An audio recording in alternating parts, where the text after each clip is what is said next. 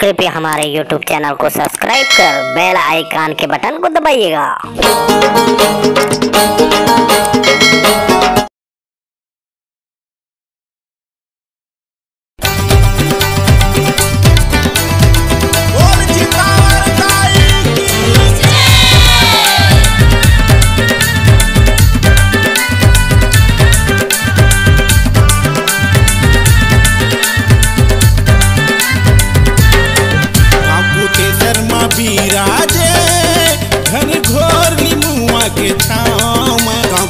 शर्मा बिराजे घन घोर लिमुआ के छाँव आशीष बरसा दे मोरे दाई आके मोर गाँव आशीष बरसा दे मोरे मैया आके मोर गाँव।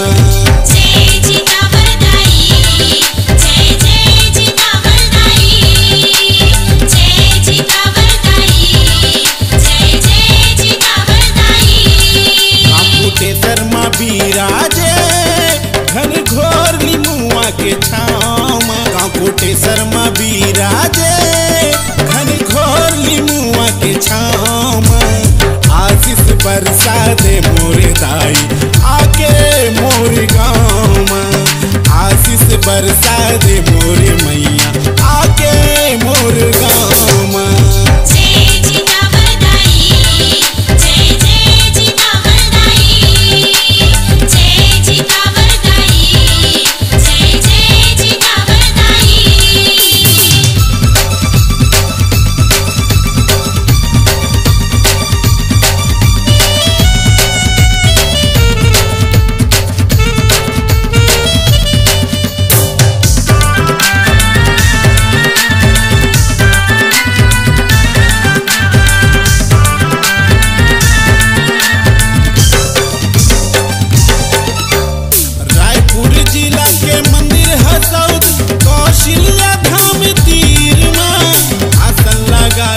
बैठे वो दाई तू दरिया के बीच में आसन लगा के बैठे वो मैया तू दरिया के बीच में।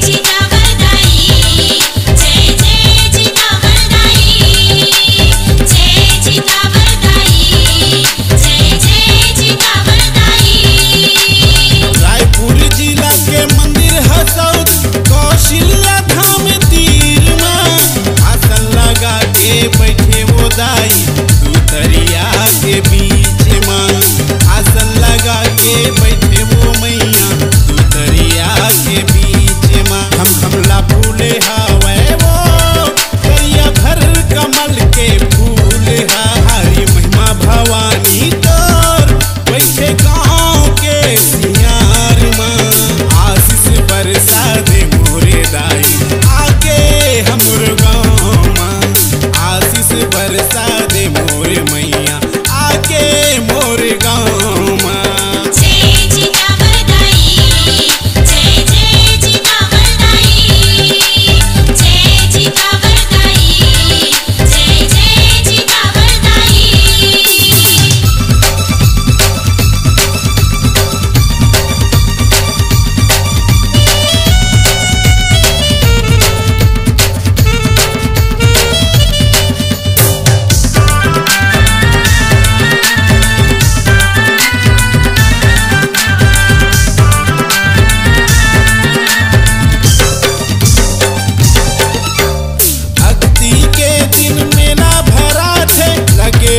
भारी भीड़ ना सुनना गोदी भर जाते वो दाई जेने आते तोर तीर माँ सुनना गोदी भर जाते वो मैया जेने आते तोर तीर माँ।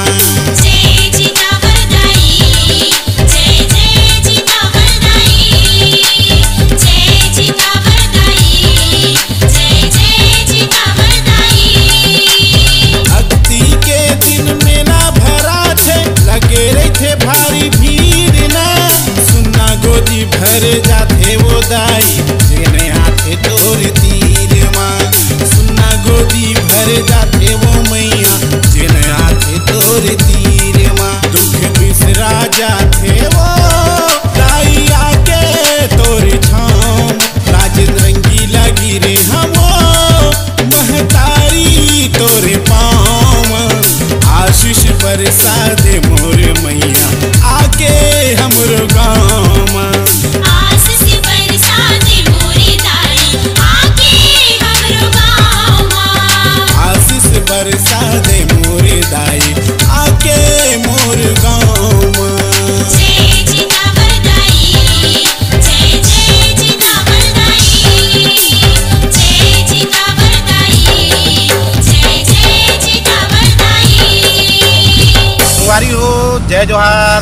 जय छत्तीसगढ़। मैं हूं मिलन रंगीला, राजेंद्र रंगीला, लोक रंग और रंगीला म्यूजिक वर्ल्ड के तरफ ले आप जम्मू झल्ला सादर सादर जय जोहार, जय छत्तीसगढ़। संगवारी हो, जैसे कि आपन देखत हो हमारे यूट्यूब चैनल रंगीला म्यूजिक वर्ल्ड में लगातार हमारे छत्तीसगढ़ के लोक परंपरा, संस्कृति, धरोहर ये जम्मो चीज़ लेके आके नावा नावा कलाकार, पुराना कलाकार ये जम्मो हमारे भाई बहनी मन ला इकट्ठा करके हमारे एक लोक मंच के माध्यम ले, जम्मू कलाकार के माध्यम ले ये चैनल ला चालू करे हैं। तो आप मन ले सादर निवेदन करत हूँ, अनुरोध करत हूँ और प्रणाम करत हूँ कि हमारे ये चैनल रंगीला म्यूजिक वर्ल्ड ला लाइक करो, सब्सक्राइब करो और एमा जतका गाना आथे, नाटक आथे ये जम्मो ला आप मन शेयर करे पर मत भूलो। काबर ये हमार जम्मो कलाकार के संगठन ले चालू हुए है, सब कलाकार के सहमति ले चालू हुए है।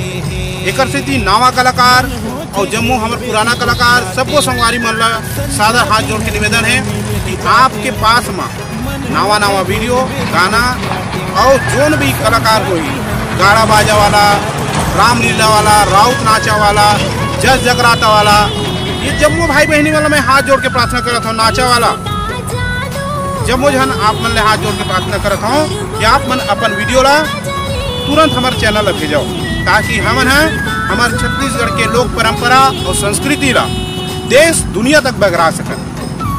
आप मन के सहयोग के बिना हम कछु नहीं कर सकन। एक स्थिति आप ला हाथ जोड़ के पुनः निवेदन है कि हमारे चैनल ला सब्सक्राइब करो, घंटी के आइकॉन बटन ला दबाओ और शेयर करे बार बिल्कुल मत भूलाओ। जय छत्तीसगढ़, जय जोहार।